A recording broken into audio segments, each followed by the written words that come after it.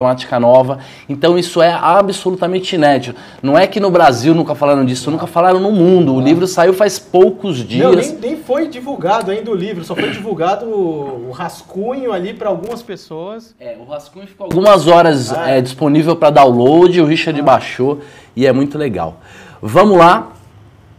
Qual que é o tema de hoje, Richard? Lê pra gente. Então, a chamada, né, que nós criamos é que a gente vai entender o que péssimos gestores de investimento têm em comum com o avanço do terrorismo. Mas, na verdade, a gente vai mostrar os impactos do excesso de intervenções no planeta, na economia, na política. A gente vai demolir, literalmente, a fé que as pessoas têm na estatística, a má compreensão que elas têm do conceito de probabilidades, das caudas gordas. Então a gente vai juntar tudo isso e eu acho que vai ser espetacular. Exatamente. O assunto desse programa está no livro 2, é a modernidade e a negação da antifragilidade, e é o intervencionismo ingênuo. E a gente separou o programa de hoje em 3 assuntos. Conta pra gente quais são os assuntos. O primeiro item a gente vai retomar, né, o conceito do intervencionismo ingênuo, mas dando exemplos muito legais. Os efeitos de segunda ordem, um conceito muito importante das consequências que tem pelas ações que as pessoas tomam. E o terceiro tópico aí, que eu acho que é o que eu estou mais ansioso, iludidos pela estatística, a gente vai demolir. Você que tem uma prova aí de estatística, você que teve que estudar isso, olha, você não vai mais querer fazer a prova depois de assistir o programa. Muito legal. A gente se divertiu tanto fazendo e ficou tão animado que a gente brincou que ia trazer um livro de estatística aqui de 700 páginas e ia pôr fogo no livro. Ia ser muito divertido, mas a gente resolveu não fazer. Legal. Richard, como é que foi a semana do Taleb? Eu acho que a semana foi pautada realmente nessa discussão sobre o que se tem falado de bobeira, de asneira sobre terrorismo. Conta um pouquinho primeiro esse tweet e depois o próximo é muito divertido se não fosse sério, né? Se não fosse triste. Mas conta esse aí. O Taleb, ao longo da semana, ele foi em vários bate-bocas aí no Twitter, né? Porque o pessoal tem uma má compreensão das probabilidades, muita bobagem, querendo fornecer formas de combater o terrorismo. E ele foi muito claro aí no tweet dele. Ele fala, ó, você não vai curar o terrorismo aí com políticas, você vai reduzir simplesmente não criando monstros, né? Não suportando aí os grupos terroristas Al-Qaeda na Síria, Líbia, Wahhabis, na Saudi Barbária, que é a Arábia Saudita, como ele chama. Então, simplesmente é isso, é você não criando monstros, não sendo monstros consequências dos efeitos de segunda ordem que a gente vai ver, o que acontece quando você intervém em sistemas complexos, ou, em outras palavras, quando você vai se meter nos países alheios, né? Exatamente. Então, assim, só de não intervir você já ajuda bastante. E esse próximo tweet é bem interessante. É um cara chamado Pinker. O Pinker, conta pra gente quem que é o Pinker, Richard. Steven Pinker, né? É um cientista lá de Harvard, né? Que virou aí um saco de pancadas do Taleb. Preferido, né? Ele fez um livro de mais de 800 páginas de estatística para tentar provar como a gente vai passar por um longo período de paz, que o ser humano mudou, o ser humano não tem mais traços de violência e etc. E o Taleb tem até uma heurística que ele fala que quando ele quer rir de alguma coisa, a heurística, vá ao Twitter do Pinker e dá uma olhada nas bobagens que ele escreveu. E aí ele falando lá que o trabalho do Pinker não tem nada técnico, né? Mas ele é um artista da bullshit, né? Da bobagem, né? BS, Bullshit Artist. É isso mesmo. Então, quando ele está entediado no aeroporto, esperando uma conexão, e ele fala, putz, como é que eu posso me divertir agora? Ele vai lá no Twitter do Pinker e dá uma olhadinha nas bobagens. Gente, dá uma olhada como é que tá o movimento da turma aí, dá uma interagida, como é que tá a turma do live. Gente, muito obrigado pela audiência, pela 3ª semana, os Antifrágeis é o programa mais assistido de finanças do live, de longe, né? Grandes canais não estão chegando nem perto da gente. Então quem que tá aí plugado, Richard? O Gabriel Guarenti Machado, Bruno Penteado, João Max Santos, Felipe Gouveia, aí boa noite, grande abraço aí para vocês. Se tiverem comentários, dúvidas, vão mandando, a gente vai, sempre que possível, dando uma olhada aqui no chat. Legal. Gente, vamos interagir mesmo, vamos assistir. Richard, explica pra gente o que é a iatrogenia e o intervencionismo ingênuo. Conta pra gente como é que funciona isso. Primeiro, né, a gente tem que entender, né, o que é um sistema complexo, né? Sistemas complexos A gente já explicou, né? Já explicou, a gente está retomando, né? Criados pelo homem, eles tendem a desenvolver o quê? Cascatas, cadeias descontroladas. O que quer dizer? Num sistema complexo, você tem zilhões de partes interagindo entre si o tempo todo. Então elas estão competindo, cooperando entre si. Então, num sistema complexo, é muito mais importante a interação entre as partes do que as próprias partes em si. E quando você tem esse sistema todo funcionando, você perde a capacidade de previsibilidade das relações de causa e efeito. Então você não tem mais a noção do que está causando o quê. É uma visão opaca, turva. Então não tem o que você fazer. É um sistema ali que você não perde a noção da relação de causa e efeito. E o pior dos mundos é o quê? Você tem uma intervenção ingênua achando que você vai consertar as partes. Então quando você acha que descobriu alguma relação causuística lá de causa e efeito e você resolve interferir ali para diminuir a volatilidade ou para equilibrar alguma coisa, o que você está fazendo na verdade é uma intervenção ingênua que a gente chama, né, o que a medicina chama de iatrogenia. Então explica melhor o que é iatrogenia. Iatrogenia, em palavras bem curtas, é simplesmente os efeitos colaterais daquele tratamento é pior do que a doença. Então você tem um problema, você quer resolver aquele problema, você toma uma série de atitudes, intervém, só que os danos que você provoca, os prejuízos, os efeitos colaterais são piores do que a própria doença, do que o próprio problema. Então você acaba indo para uma situação de prejuízo líquido. Muitas vezes a quimioterapia é assim, né? O cara não morre do câncer, o cara morre da quimioterapia, né? Então é a resultante. É quando o processo final de uma tentativa de curar causa um prejuízo pior do que você teria se você não tivesse intervido e não tivesse mexido. Richard, qual que é o antídoto, qual que é a solução para a gente curar a iatrogenia? Vem da medicina, né? Primeiro não faça mal. Simplesmente isso. Primeiro não faça mal. Evite fazer mal, evite mexer naquilo que você não conhece bem ou que pode se corrigir por conta própria. Essa é a primeira parte para a gente corrigir a iatrogenia. Legal. O que é essa tabela? Conta pra gente, Richard. Para ilustrar melhor, né? Para a gente ter exemplos mais práticos dos efeitos da iatrogenia, do intervencionismo ingênuo, a gente separou uma área aí que é a área do conhecimento na economia, né? Então você tem exemplos de intervencionismo. Por exemplo, o fragilista, que a gente já nomeou várias vezes, o Greenspan, Alan Greenspan, ex-presidente do Federal Reserve, ele fala, chega de altos e baixos da economia, eu vou criar uma maneira que vai ficar estável para sempre, sem volatilidade, eu sou bom, eu tenho os dados, eu abro o lixo dos americanos, eu sei o que eles consomem. O intervencionismo estatal, a otimização, vamos otimizar, vai ficar perfeito, eu tenho um modelo aqui matemático. Vamos ganhar eficiência. Isso, ilusão de precificar acontecimentos raros. Eu criei um modelo que ele prevê o cisne negro. Metodologias do valor em risco, ilusão das economias de escala, a ignorância dos efeitos colaterais, ou seja, uma série de intervenções que basicamente acha que vai controlar a natureza e vai reduzir a volatilidade. Essa tabela, gente, é uma tabela que está no livro. Pode voltar aqui para mim, por favor, Matheus.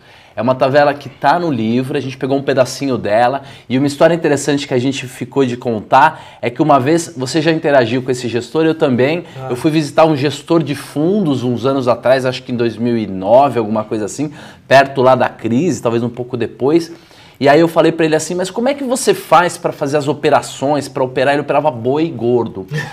E aí ele falou para mim assim, eu tenho um modelo de precificação do preço do boi gordo que acerta com $1 de erro. Mas eu falei assim, mas precificação do boi gordo não é imprevisível? Não tem centenas de variáveis? Ele falou, não, eu isolei as 30 variáveis mais importantes. Imagina uma equação com 30 variáveis, Richard. Meu Deus. É absolutamente ridículo. A gente resolveu hoje, inclusive, aumentar um pouco o tom da crítica a essa matemática, que parece matemática de foguete e é uma porcaria. Em 1952... o Markowitz talvez tivesse alguma razão ao tentar usar séries históricas. Nós vamos falar um pouco disso. Isso, então, aí continuando na tabela, você tem esses intervencionismos e aí você tem o que vai provocar de iatrogenia, ou seja, quais são os efeitos colaterais que são piores que o problema, a doença. fragilidade, as crises vão ficar mais profundas quando ocorrerem, apoio a corporações que já estão estabelecidas, amigáveis ao Estado, a gente vê isso muito no nosso país, né? Sufocamento dos empreendedores, ou seja, você vai matar a tentativa e Parece erro. A história do Brasil, está descrevendo o Brasil. A antifragilidade natural do sistema, você vai tornar o sistema mais vulnerável, pseudoeficiência, grandes surtos. Então, concentração. Os efeitos de segunda ordem são terríveis. Conta um pouco mais dos efeitos de segunda ordem e conta essa coisa do resultado que você observa na hora e aqueles resultados que o seu modelo não estimou, mas que começam a acontecer e que no final geram um enorme colapso. Como é que funciona isso? Eu coloquei até uma frase de um economista que eu gosto muito, Frederic Bastiat, o que se vê e o que não se vê. Ele não chamou de iatrogenia, mas ele caminhou nesse sentido. Tem o que você vê e o que não se vê. O importante da iatrogenia, que eu até esqueci de dizer, é que os prejuízos e os danos, às vezes, são ocultos e tem um efeito retardado. Então, às vezes, quem provocou a intervenção, passa um tempo, ele sai lá, ou do governo, ou do... Sai até bem, né? Sai até bem e a bomba explode no colo de alguém. Então, você tem lá a provocação. Guerras como o Afeganistão, a guerra primeira do Afeganistão, que foi de 79 a 89. Guerra do Golfo, do Bush pai. Iraque, Bush filho. Síria, Líbia. Tem grandes consequências, ela provoca efeitos de segunda ordem, ocasionou iatrogenia, aí a gente vai agora... Então, vamos focar aqui, é o seguinte, galera, será que a guerra do Afeganistão lá em 89 pode fazer parte da causa de todo esse caos mundial atual? Será que é possível que uma decisão lá de se meter numa guerra que ninguém tinha nada a ver, lá na década de 80... ou até na década de 90, pode interferir na situação mundial e no caos mundial? Hoje, vamos dar uma olhada nessa reportagem que saiu no The Independent. Conta pra gente o que é essa reportagem. É um jornal britânico, em 1993, fizeram uma matéria e o Osama Bin Laden, olha só, Roxo, ele era considerado moderado e um guerreiro da paz e da liberdade. Então tá lá, ó, anti-soviético, warrior, né, o guerreiro anti-soviético, que era os Estados Unidos contra a União Soviética lá no Afeganistão, colocando o seu exército no caminho para a paz. Olha que ser bondoso. Os Estados Unidos treinaram ele, armaram ele, porque ele é moderado, não tem problema. Não tem risco nenhum. O caminho do meio é o caminho seguro, né? Como todo mundo fala, né? As pessoas querem correr o risco médio. Agora, guerreiro da paz não parece muito com a situação brasileira hoje? De ficar chamando gente que está dentro da cadeia de guerreiro, do povo brasileiro, herói, esse tipo de coisa. Então, isso é o intervencionismo ingênuo. Efeito segunda ordem, é você dar armas, dinheiro e enaltecer um cara desse, e depois o cara veio e derrubou as torres gêmeas, a Al-Qaeda, desencadeou vários grupos terroristas que estão agindo até hoje. Agora, Richard, conta pra gente o que os fragilistas, os repórteres de plantão, o pessoal do establishment que não tem nenhuma responsabilidade, porque não tem a pele em jogo, fez nesse tempo todo. Quem é esse senhor aí? Conta pra gente. Quem é o Thomas Friedman? A gente já até falou dele, né, em alguns episódios. É um fragilista, Thomas Friedman, e um dos maiores incentivadores da guerra do Iraque, que começou em 2003. Ele escreveu uma série de artigos, ele é best-seller, ele tem 3 prêmios Pulitzer,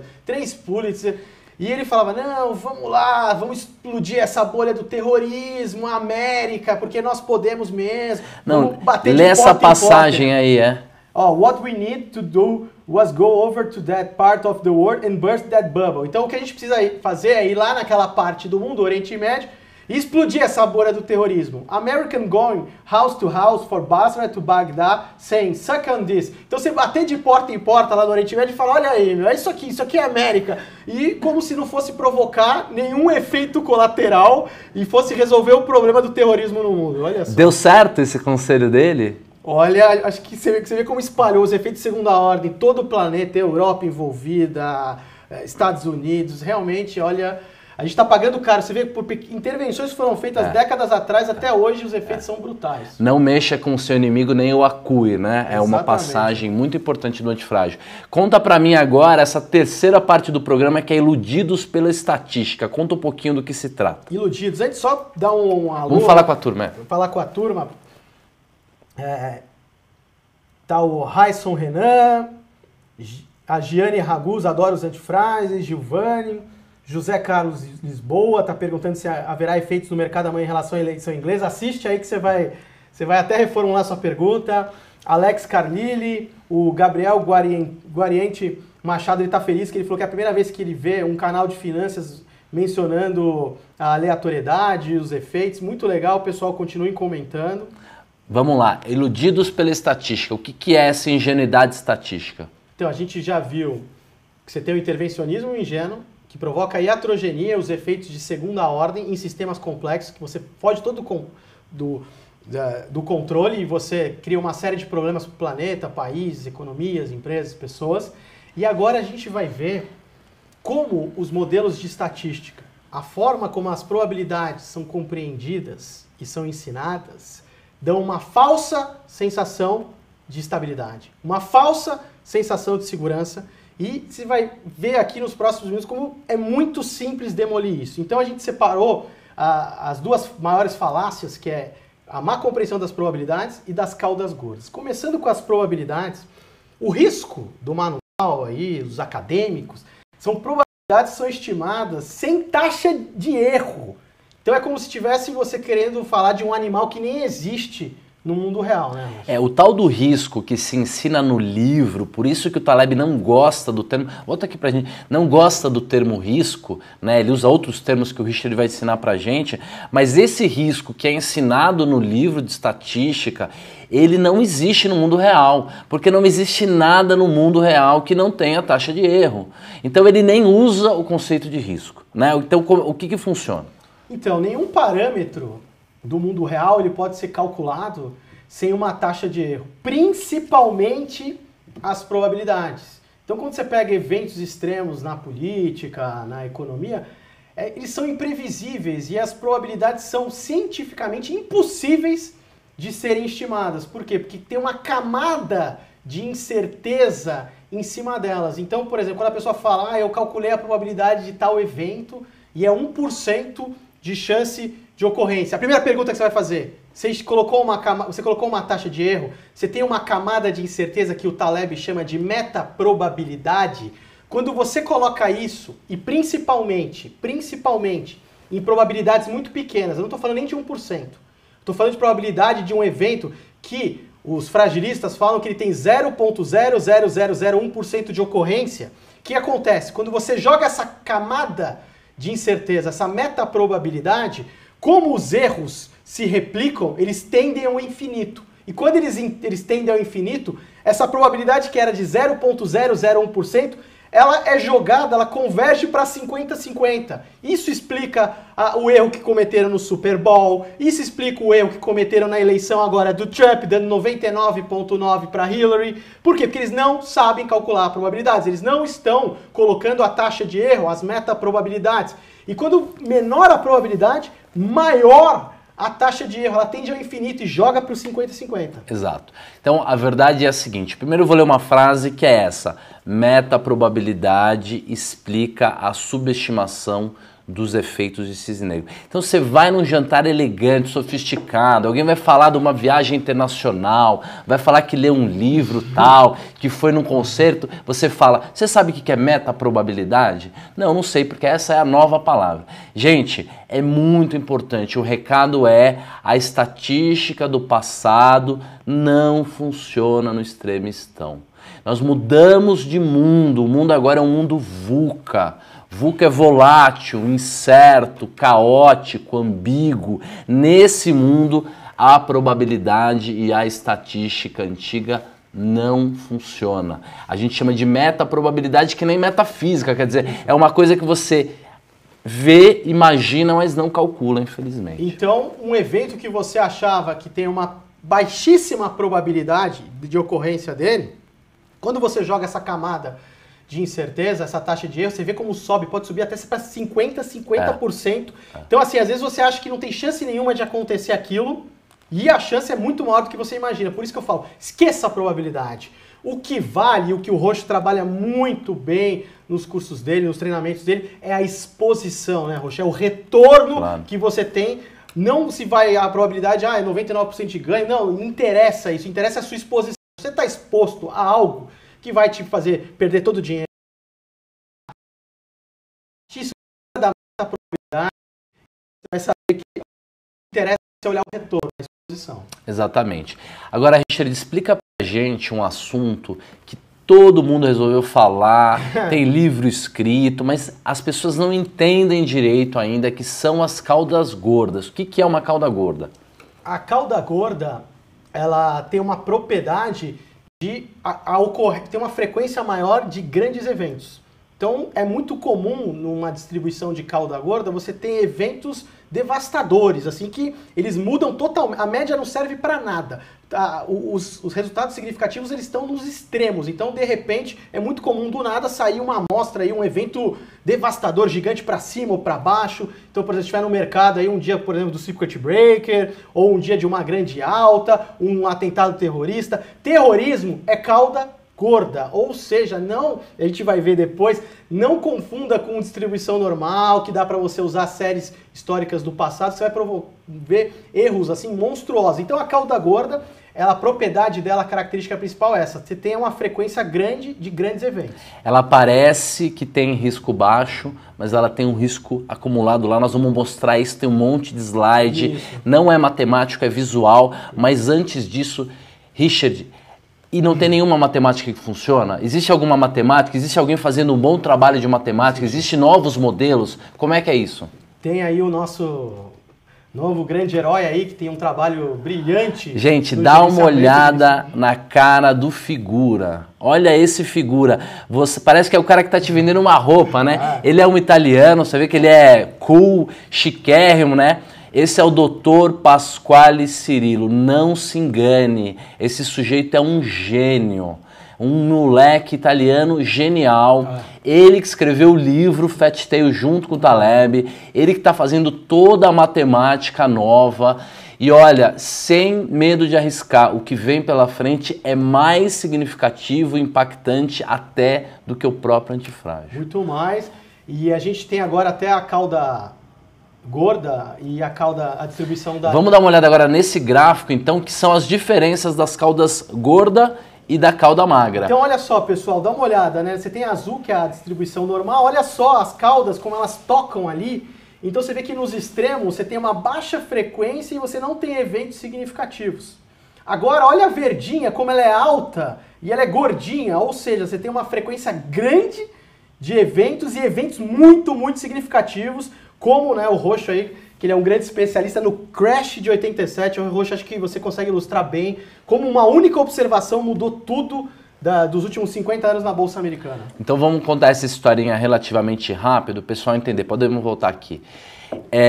Na virada do século passado, um matemático francês, ajudado até pelo Henri Poincaré, que foi um dos maiores matemáticos da história, começou a usar dados históricos e séries históricas para estimar preços e tudo mais, levando em consideração, ou considerando, ou acreditando que as distribuições probabilísticas em matemáticas eram normais, o que deixa toda a conta mais fácil. O Poincaré é um cara que vem do cálculo da física, dos grandes corpos celestes. Nesse campo de análise, que é a ciência natural, aquilo que está sujeito à lei da gravidade, a curva normal funciona. As pessoas pegaram lá na década de 50 a matemática desse cara lá do século passado e começaram a usar para fazer testes estatísticos no mercado financeiro. E o Taleb percebeu isso na década de 80 e ele começou a apostar contra. Num único dia, em outubro de 87, que foi a sexta-feira negra, o mercado financeiro caiu 18%, chegou a estar caindo 23% num único dia. Isso dá mais de 20 desvios padrões. Porém, se o mercado financeiro realmente seguisse a tal da distribuição normal, que é a distribuição daquilo que segue a lei da gravidade, a chance disso acontecer era 1 elevado a menos 28. Então a chance era a comparação de um grão de areia com o tamanho do universo todo. Então é impossível que algo que tem distribuição normal tenha um único evento de uma magnitude de 23 desvios padrões. Nesse momento descobriu-se que essa régua, essa ferramenta não serve para nada e não deve ser utilizada no mercado financeiro. Mas as pessoas têm apego, elas continuam usando isso, porque elas acham que não existe mais nada. Existe outras ferramentas. A gente precisa ser humilde o suficiente para buscar outras ferramentas. Então, voltando para a tela, por favor, rapidinho, para matar esse assunto. Esse gráfico azul escuro, ele acaba ali. Ali é o final dele. Essas pontas do sino, o final do sino acaba. A cauda gorda, essa gordinha verde de cima, nunca para. Dá para mostrar aqui nessa aberta? Ó, isso aqui, ó, iria continuar infinitamente. Por quê? Porque pode ter um evento muito raro aqui ou lá do outro lado, enquanto a distribuição normal não, ela acaba aqui e é verdade matemática. E a cauda gorda não existe, você não consegue estimar. Então, Richard, mostra esse gráfico. Olha, isso é um estudo parecido com o que o Richard fez na semana passada do MathLab, mas feito pelo Taleb e pelo Cirilo. Isso, exatamente. Então, como o Roxo colocou bem, na cauda fina, a distribuição normal, você tem pequenas variações. Pode mostrar pra gente, por favor. Não tem grandes variações, é tudo muito próximo da média. Já na cauda gorda, a característica dela são os grandes eventos, então a média não serve para nada. Mas olha só que simulação espetacular. Isso. Você tem ali a curva azul, que é uma distribuição que foi feita com base na cauda gorda, e a outra vermelha com a cauda fina, distribuição normal. Aleatória. Elas têm a mesma média, a mesma variância, que é a distância, a dispersão para a média. E olha só, a cauda gorda, nessa simulação de 1000 observações, ela está tendo um comportamento mais sensação de segurança, menos volátil do que a própria distribuição normal. Posso pôr dinheiro nela?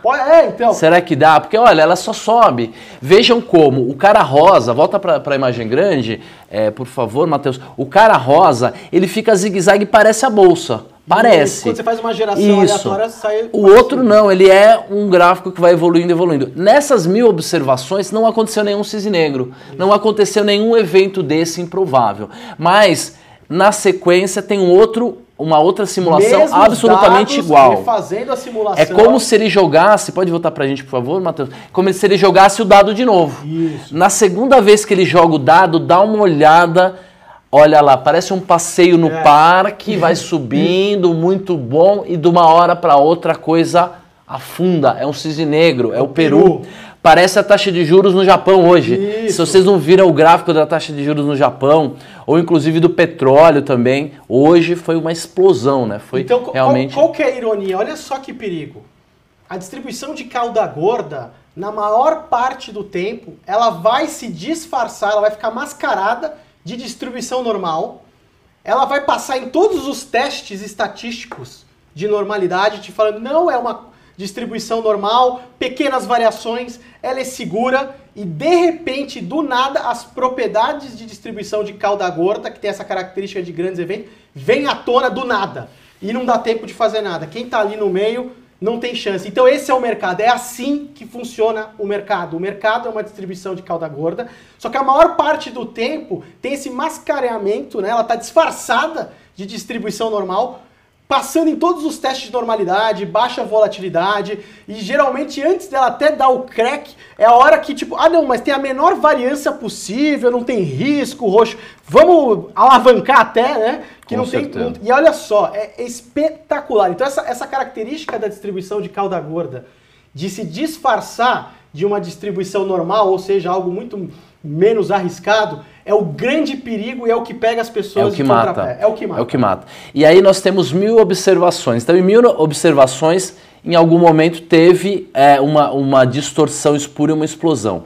Richard, quantas observações seriam necessárias para a gente ter certeza que uma série histórica tem cauda fina? Qual é o número que eu precisaria observar? Então, porque normalmente a gente fala, então que eu jogo fora toda a série histórica, o passado não é importante. É importante, mas você teria que ter infinitas observações para você ter certeza que você localizou todos os cisnes negros ou não localizou nenhum cisne negro. Então é uma amostra que nunca vai ser o bastante. Então esse é o ponto. Não existe um número seguro de amostragens que te dê certeza que uma distribuição é cauda fina ou cauda gorda. Mais do que isso, lembrando do cisne negro, um exemplo que a gente poderia dar, nunca pegaram o Joãozinho pulando o muro, traindo a mulher dele. Significa que ele é um cara fiel? Dá para ter certeza, afirmar que ele é um cara fiel? Não dá. Por quê? Porque não existem observações suficientes para garantir isso. Porque se ele pular o muro uma única vez, já foi. Mudou de cauda fina para cauda gorda. E até uma pergunta do Salvador Vaz, ele pergunta, a cauda gorda pode ser usada no índice futuro da Bolsa? Na verdade, se você viu o Secret Break, foi isso. Enquanto o pessoal achou que estava tudo tranquilo, de repente se tem o Secret Break, uma observação ali, é que assim, a cauda gorda, ela demora para revelar as propriedades dela verdadeiras, ou seja, mostrar os dentes dela. Ela fica a maior parte do tempo disfarçada da normalidade, mas aí do nada você não tem como saber isso, ela vai mostrar os dentes. Por isso que é muito importante a questão de você ter um seguro na sua carteira e também você ter operações bidirecionais, como você faz muito bem, hoje que está ensinando aí no curso de opções avançados, justamente para trabalhar isso, para a pessoa entender o funcionamento do mercado. Por exemplo, no seu curso, a pessoa que está bem posicionada, ela não ia ser surpreendida por esse peru. A ordem é você se posiciona e o evento acontece. Não dá para o evento acontecer e depois você se posicionar. O pior é que tem um monte de professor por aí que é apegado à matéria antiga, aprendeu uma coisa 30 anos atrás e acha que aquilo ainda funciona e fica falando nomes difíceis para achar que a gente não, né, para querer dizer que eles entendem de matemática e a gente não. Me diz uma coisa, esses testes aí como Mogorov, Smirnov, Anderson Darling, Jacques Bera, Kurtosi, funcionam essas coisas? Nada, nenhum deles vai revelar a verdadeira distribuição da cauda gorda, vai enganar. Então, os estatísticos eles estão sendo enganados há tempo por esses chamados testes empíricos, porque eles estão usando séries históricas para distribuição de cauda gorda. Então, é um absurdo. E a cauda gorda, como ela tem normalmente baixa variância, ou seja, uma dispersão pequena em relação à média na maior parte do tempo, ela se sai melhor que a própria... Ela parece mais segura que a outra. Que a distribuição normal. É isso mesmo, ela parece mais segura. Agora nós vamos mostrar o modelo do Markowitz, que é esse cara que na década de 50 recuperou lá as coisas que o matemático francês, que é o aluno do Poincaré, como é que é o nome dele? O Mandelbrot. Não, o francês, daqui a pouco a gente vai lembrar o nome dele. Que ele trouxe pra gente. Então, esse gráfico é o quê? Em cima é o risco do mundo real, é o risco verdadeiro. E embaixo é o modelo que o Markowitz trouxe através da matemática do Richelieu. Richelieu, isso aí. Legal. Boa. Então, mostra aí essas diferenças, Richelieu. Então, olha só, o modelo Markowitz, como ele tem esse problema de não colocar as camadas de incerteza, né, os erros dos parâmetros, olha só, de saída já, Roxo, ele já mostra um risco muito mais baixo do que o do mundo real. Na verdade, o mundo real é muito mais arriscado de saída. E outro princípio do Markowitz que ele fala não, Roxo, diversifica seu portfólio, que você vai atacar o risco não sistemático e o risco global da sua carteira vai se reduzindo, você vai ficar seguro. Só que você vê que não, né? Mesmo o efeito de diversificação do mundo real, ele não é tão eficiente e o patamar de risco continua muito elevado. Volta aqui pra gente, a diversificação ajuda, mas nem tanto. E não é Richelieu, é Bachelier. Richelieu é o inimigo dos três mosqueteiros, né? É que você confundiu o Richard com o Bachelier. Tudo bem. Vamos lá. Conta mais um pouquinho aí do Iludidos pela Estatística. Então, agora a gente tem a nossa grande conclusão. Então, a gente viu ali que as pessoas têm uma má compreensão da probabilidade e uma má compreensão das propriedades da cauda gorda. Então, pessoal, o terrorismo e as grandes perdas no investimento são ameaças diárias reais. Não caia nesse papo furado. Tem a probabilidade de 1 em 1 bilhão de chances de acontecer isso com a minha carteira. O modelo me disse isso. Ou o terrorista me atacar e me esfaquear, a chance é não sei o quê. Não, é cauda gorda, são grandes eventos. Então, por exemplo, o terrorismo, basta ele ter uma chance, o acesso a uma arma biológica, ele pode devastar uma cidade. Claro. Basta um cisne negro para evaporar a tua carteira, não é, mano? Claro. Enquanto o cara tá com faca, por enquanto ninguém arrumou uma arma mais forte, isso tá isolado, mas é um absurdo fazer conta matemática. Sabe o que os caras fizeram essa semana? O Richard vai contar pra gente. Inclusive tem esse relatório aqui do Instituto Cato, que é um dos institutos mais respeitados do mundo de estatística e de análise. Os caras estão comparando o terrorismo do Estado Islâmico com o IRA, com o ETA e colocando tudo na mesma série histórica. Isso não se série faz histórica. essa matemática. Essa matemática é um absurdo. É costurar uma coxa de retalho. É comparar um cara que quer livrar o país dele de um outro que quer acabar com o mundo. Em nome do Alá. É totalmente diferente. Então, como é que é esse relatório? Cauda gorda, pessoal, pelo amor de Deus. Não use série histórica. Se você for usar série histórica, você vai produzir erros monstruosos. Probabilidade que eles calcularam, que a gente tem aí. Esse relatório tem uma tabela de probabilidade. Coloca na tela pra gente, Matheus. Aí aquela pergunta, né, Roxo, que você falou pro pessoal perguntar no jantar, não é? Tem a tal da metaprobabilidade aí? Não tem as camadas de incerteza. Então eles falam que a chance de você morrer num ataque de um terrorista que nasceu fora dos Estados Unidos é de 1 em 3.600.000 possibilidades.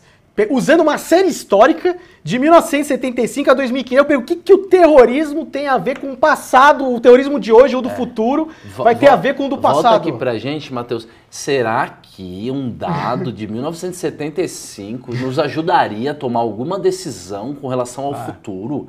Será que esse mundo maluco incerto, que a gente não tem a menor ideia para onde vai, um dado de 1975 nos ajudaria em alguma coisa? Não. Isso é buchitagem pura. E esse cara tá na capa de tudo que é jornal, dizendo calma, que não tem risco nenhum de terrorismo. Tem muito risco. Baixíssima probabilidade de um ataque. Sério. Do mesmo jeito que esses analistas de investimento que ficam dizendo que não tem risco nenhum do mercado, pode investir nisso ou naquilo, corra o risco médio. Sua carteira não precisa de um seguro, em coisas moderadas, é bullshitagem. No dia que acontece, o cara fala assim, quem imaginou? Quem imaginou que o terrorista ia arrumar uma maleta com arma nuclear? Quem imaginou que a bolsa ia cair 40% ou 50%? Legal, agora a gente tem o quadro chamado Investimentos Antifrágeis. E aí, hoje a gente resolveu mais dar um conselho, uma dica e levar a gente ao pensamento para tentar evoluir um pouquinho o nosso pensamento. Pensa o seguinte, se as dívidas são o objeto mais fragilizante da vida de um ser humano, de uma sociedade, de um organismo, como é que a gente faria no futuro para ter investimentos? A gente não vai poder, teoricamente, ter 90% do dinheiro em renda fixa, uma vez que a renda fixa é dívida. Qual que é a solução para o mundo, já que a gente vai ter que aos poucos ir trocando dívida por alguma outra coisa para incentivar o investimento? Como é que a gente consegue financiar o empreendedorismo, Richard? Então, a gente colocou aí capital de risco, né? E aí a gente desmembrou aí solução, investimentos de risco em bolsa, né? Mas que tipo de bolsa, né?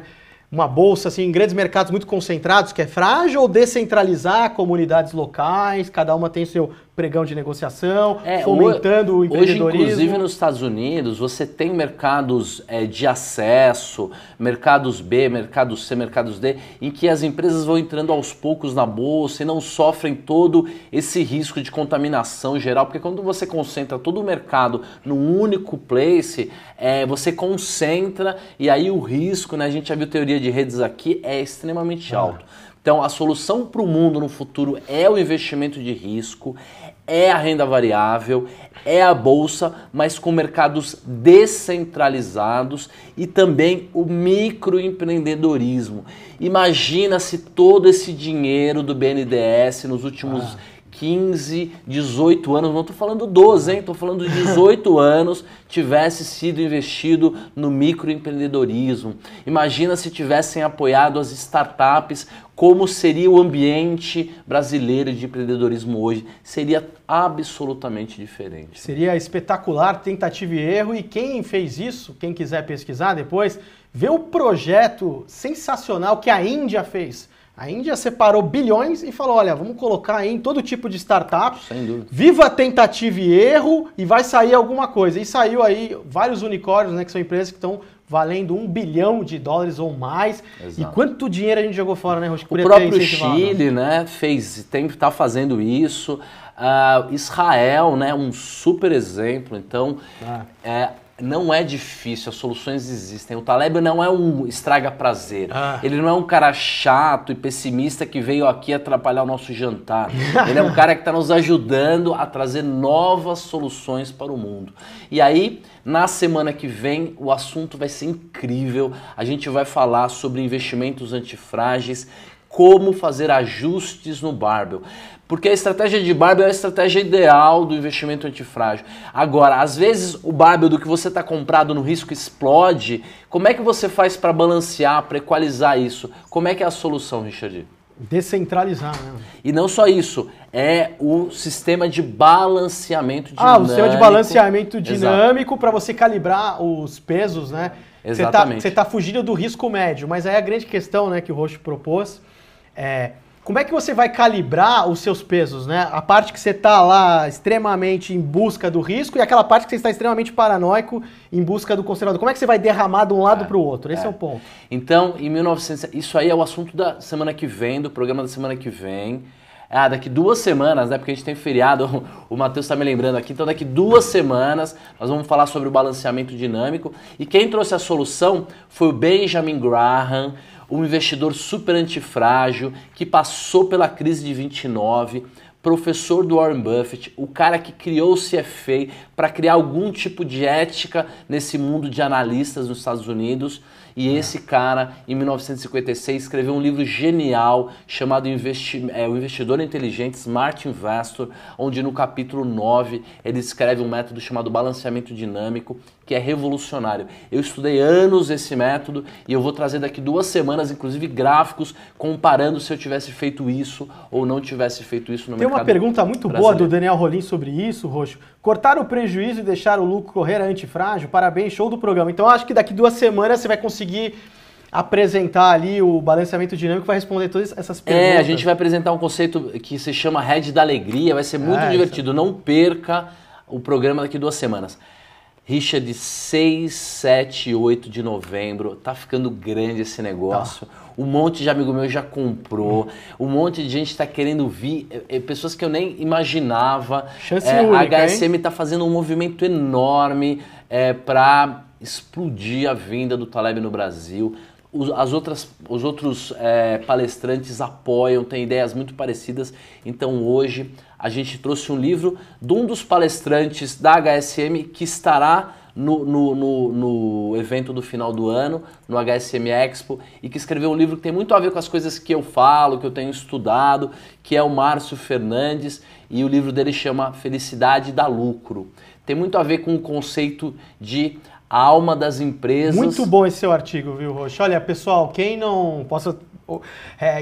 quem no HSM Experience, que é o site que você tem um conteúdo muito legal, tem um artigo do Roxo imperdível, a alma das empresas. Olha, é porque eu gosto do seu estilo literário, sabe aquele artigo que você vai lendo e você não quer que acabe, quando acabou eu fiquei até triste, assim, eu queria mais, assim, queria ler mais. Obrigado, Richard. E tem um artigo do Richard lá também, que são as economias antifrágeis.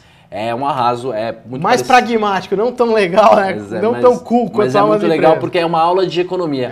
Em 10 minutos de leitura você vai conseguir olhar um analista econômico falando na TV e você vai ficar rindo por dentro. Você vai perceber que coloquei já o link do evento pro pessoal com desconto. Legal, colocamos o link lá então no live. Entre no link, veja o evento, é muito legal. O que é essa tabela doida cinza aqui? Quem entende o conceito de cisne negro? Porque está acontecendo um evento que é bom e que ao mesmo tempo é preocupante. Todo mundo resolveu falar de caos e cisne negro. Todo mundo. Agora não dá para de um dia para o outro você não saber o que é cisne negro e no outro dia, mesmo que você tenha lido o livro, você começar a falar com algum tipo de autoridade, porque são conceitos muito sutis, complexos. Então o que é isso? Conta um pouco pra gente. Então, o Taleb ele mesmo está insatisfeito, né? Que muito bravo. O conceito do cisne negro está sendo distorcido por aí, principalmente... A gente aprendeu no programa, né, sobre as probabilidades, e aí o pessoal acha que vai conseguir prever o próximo cisne negro, que é possível cientificamente calcular as probabilidades dos eventos raros. E aí o Taleb fez uma tabela muito simples, e ele listou quem ele acha aí que compreende e que grau de compreensão as pessoas têm do cisne negro. Então ele colocou em primeiro lugar, quem 100% assim, tem compreensão perfeita de 100% do conceito, o bombeiro. Bombeiro, claro, claro. Porque o bombeiro ele não vai ficar na probabilidade, ele está preocupado com a exposição, o resultante. O foco dele é na exposição, ele não pode trabalhar com probabilidade. Depois... 99,9% das pessoas que têm pele em risco, os risk takers, os homens de negócio. Exato, exatamente. Quem mais? Depois 85% dos leitores e tal. Aí o engraçado... E os economistas? Os economistas... Olha lá, o pessoal do risco, os profissionais de risco. Só 1,5% dos profissionais de risco compreenderam o cisne negro. 1% dos jornalistas americanos. Economista ele botou 0 primeiro, mas aí ele pensou, vou ser justo, 0,5% dos economistas... Perhaps, né? Estamos dentro desse 0,5% aqui, né? Exato, nós dois somos economistas.